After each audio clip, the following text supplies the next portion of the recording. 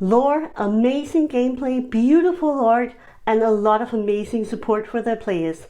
May we introduce you to Flesh and Blood. Flesh and Blood takes place in the world of Wraith. In this world, we see our heroes, and the newest set is Uprising, and it comes from the place called Volcor. This is also where Dynasty, the new set that is releasing the 11th of November, is going to unfold. So a lot of Magic the Gathering content creators are right now looking at Fab because, well, yeah, let's not talk about Magic today. Right now we're going to introduce you to the world of Flesh and Blood. And Flesh and Blood is a game in its own right. It has existed for now 3 years and it's going well. The gameplay is really unique and it's not really comparable to much of the other TCGs we have out there. It's a product in itself, they are great heroes, and the cards are really versatile and can be used in a lot of different ways, making up for great gameplay. Flesh and Blood is a hero-centric TCG, meaning that you are playing around a specific hero, which is your, hero character that you battle out with in the arena against other hero characters. These heroes can be equipped with different equipment, chest pieces, leg pieces, arm pieces, and helmets, and specific weapons. And all of these equipment pieces and weapon pieces can be class specific or just generic equipment pieces able to be worn and used by a lot of different heroes. And speaking of heroes, there are a lot of heroes to choose between, and they all have really unique gameplays. And we're going to see another hero emerging in the next set, Dynasty. But more on that a little bit later. In the upper left corner, you have the pitch value, and the pitch value can range from 1 pitch to 3 pitch. And the more pitch, the more resource you have to spend during your turn. In the middle of the card, at the top, there's a colored line, and there are 3 colors of the same cards in Flesh and Blood. The red line is aggressive cards with low pitch value, and the blue cards are high pitch value but less aggressive cards, and the yellow cards are in the middle ground between these two extremes. In the top right corner, you have the cost to play the card. In the bottom right corner, you have the defense value of the card. If you're defending against an attack, you can play cards from your hand without paying the pitch value and just use the defense value to defend yourself against the attack coming at you. If you're the attacker, the bottom left side of the card is the relevant options for you, because down there in a little yellow box you can see the attack value. This value indicates how much damage your hero is doing to the other hero. One of the things that I found really interesting about Flesh and Blood, on every single turn you can be interactive, you can play your cards, and each card can be used, as Jens just said, to defend, to play, or to attack with, which gives you a lot of variety and for a lot of really fun gameplay. There are different card types in Flesh and Blood. You have attack cards, attack reaction cards, defense reaction cards, and instants. And these 4 card types goes into your deck. Besides these 4 card types, we have 3 other card types. We have the hero card, we have weapon cards, and we have equipment cards. And hero, weapon, and equipment is on the battlefield at the start of the game, which means that you are not building board presence in Flesh and Blood. You have the full board presence at the beginning of the game, and then you are slowly over the course of the battle spending more and more resource and getting more and more of your equipment damaged or destroyed or spent during this battle. Like in any other card game, you have different card rarities. In Flesh and Blood, you have your common cards. And unlike many other games, you actually use some of your common and uncommon cards because they're good enough to go in your deck. Then you have uncommons, your rares, your super rares. Then you have majestics, legendaries, fables, and as a new thing since Uprising, we also have something called marble cards. It's something that they use to mark when you have a full art variant of an already majestic or rare card, and it's very beautiful and done in their signature Kofo style. What is really interesting about card rarities in Fab, as I already mentioned, is that you actually get to use some of your less rare cards as well, because they're good and can be staples in a lot of decks. There's been a myth that Flesh and Blood is a very expensive TCG, and it really isn't. It's true that there are some legendary equipments that are pricey, but first of all, a lot of them go to any of your decks. This means that it's a generic equipment that can go in any of your decks, and that makes it a lot more affordable. Also, you might per deck need 2 to 3 legendary equipment cards that will be expensive, while most of the rest of your deck is not very expensive.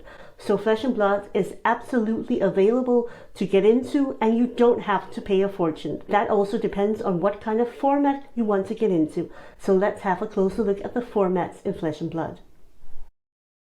One of the really popular formats in Flesh and Blood is the Blitz format. It has grown really increasingly popular, and the Blitz decks are selling like warm bread, and that's because it's a fun format.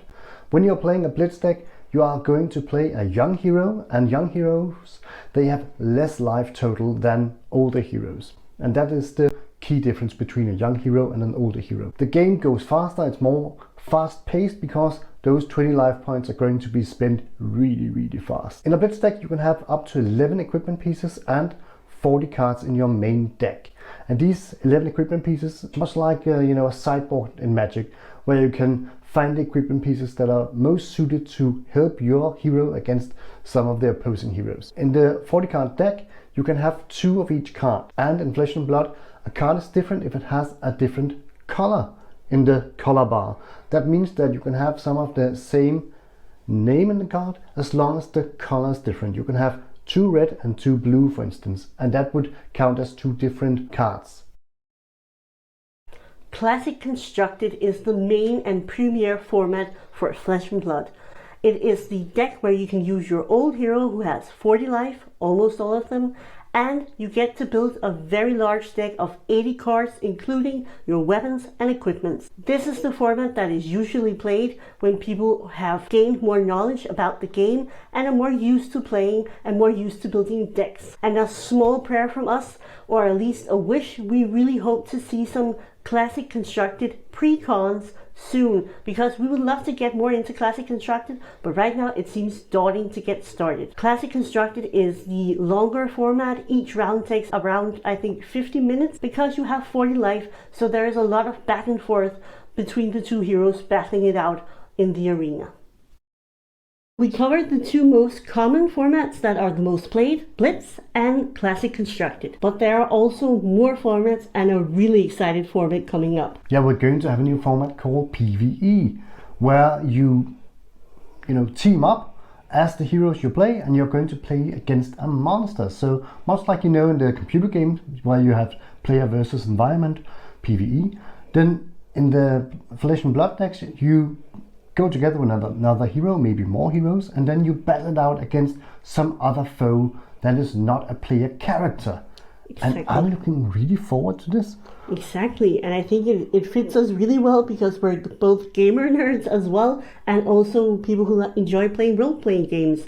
So I think it will be like a collaborative experience where you can have a lot of fun battling monsters, perhaps venturing through some sort of dungeon or landscape. I've seen a player-based version of PvE that looks a lot of fun, where it's both dungeon-based and you also play against an enemy or a villain that has its own equipment and their own deck. It looks like a lot of fun, actually, so I'm really looking forward to seeing how LSS is going to tackle this. I don't think I've ever seen another TCG have... Actually, Magic had a similar idea at some point. Yeah. I believe it was around maybe Core 14 or something, where they launched a few Planeswalkers and where you could play against these Planeswalkers, and the Planeswalkers then used their abilities each turn. The assignment or the task was to battle the Planeswalker down and make them vanish.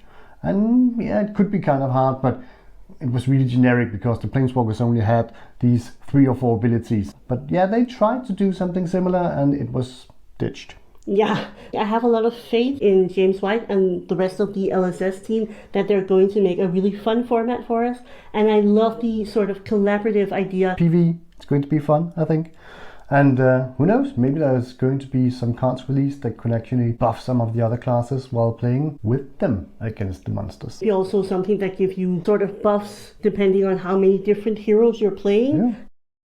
The last format I think we should mention is the Living Legends format. We have a lot of heroes that rotate out when they've achieved a certain amount of points in different tournaments, and once they rotate out together with their equipment, their main weapon, they're out and can't be played in tournaments anymore. But we have an eternal format called Living Legends. A lot of players, I think, are looking forward to it because if your main hero, like Prism, was rotated out, you're going to have a nice time seeing them again in Living Legends format. Living Legends format is Flesh and Blood's version of a rotating standard system, because cards aren't rotating out of standard in Flesh and Blood. So to keep the meta alive and growing and diverse and versatile, yeah, exactly.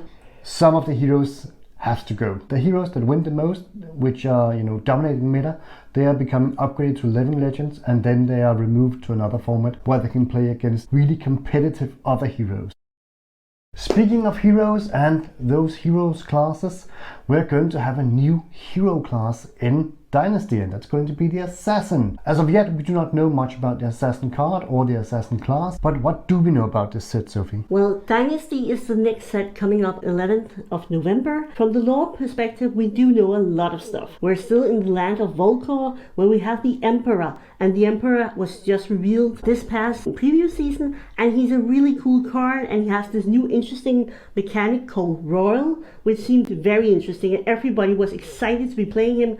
But today it was revealed that the Emperor is going to be assassinated by the spider or arachnid. That's the person you see on the Regicide card, and perhaps also on the Vipox card. Before he was assassinated, Phi is plotting together with his comrades to overthrow the palace. He's our ninja hero from the Uprising set. And we have Dromai, often affectionately mentioned as the Dragon Mummy. She is within the castle scheming and planning her way to the throne, because she also wants to ascend the throne. Before any of them get to kill the Emperor, this secret assassin character has assassinated the Emperor. Today, 30th of October, we're going to start the official preview season, and boy am I excited for it. If you like this video, please consider liking, subscribing and leave a comment. It helps a lot, and it's really fun to read all of your great inputs. If you like this video and you want to know more about Flesh and Blood, check out this video.